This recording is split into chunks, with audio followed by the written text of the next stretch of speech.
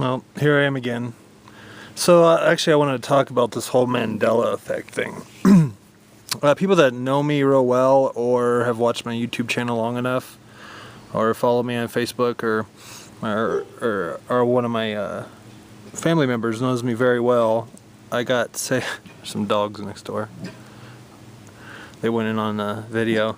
But if you guys know me really well, you know I have multiple Bibles and I do reviews and all these things, and I've read my Bible plenty. In fact, I don't want to say this is bragging, but I'm going to say that I have, I guess, the right to really talk about the Mandela effect. And here's the reason why. I got saved in 1998.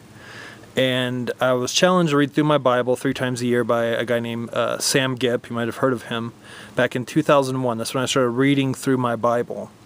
Since 2001, I was looking at all my sheets that I've saved of reading through my Bible and stuff. We're moving here soon, so me and my wife have been finding all these, and I thought I had read through maybe 70 odd something times. Well, we counted, it was 102 that we found, so 102 plus times I've read through the Bible from cover to cover since 2001.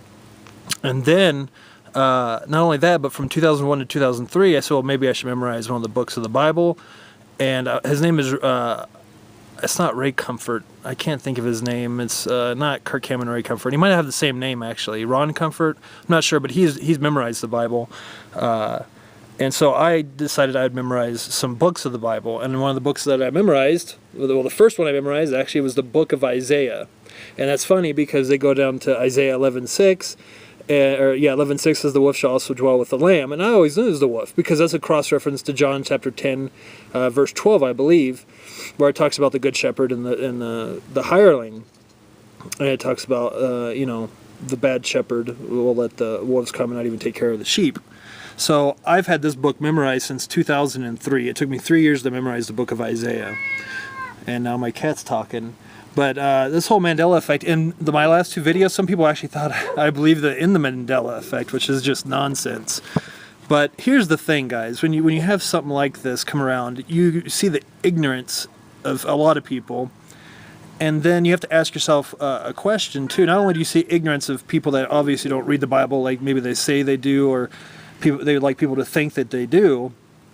I like the word corn. The corn's always been in the King James Bible. In fact, in the UK or across the pond there, some people still use the word corn for grain. It's nonsense how people are freaking out over that, or the word gender strifes.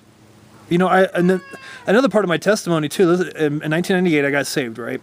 Okay. In 1999, I had a New King James Bible that was given to me by my mother, the Christmas of 1998, after I'd gotten saved that summer.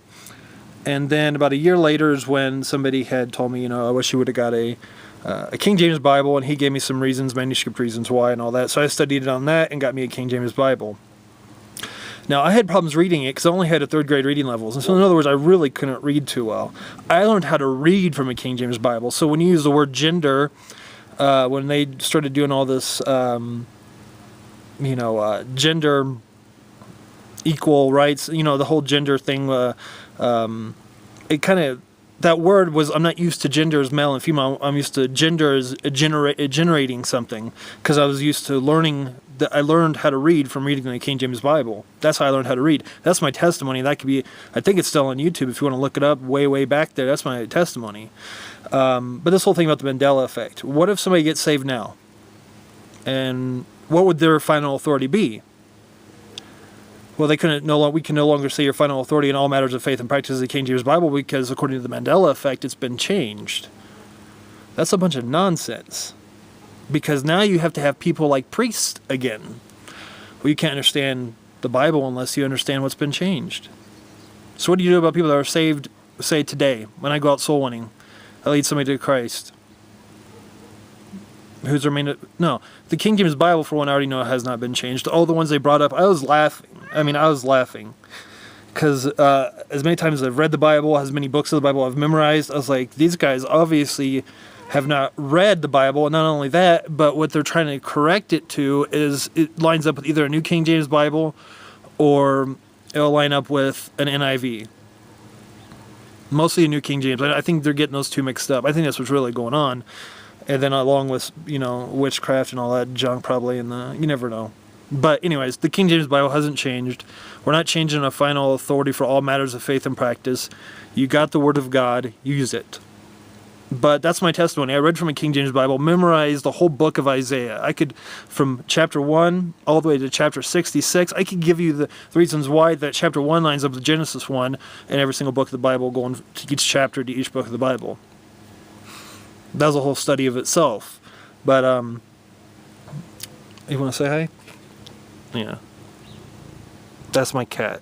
It's funny because this cat will literally fall asleep on me in the Bible, because I usually read my Bible, fall asleep with it in my hand.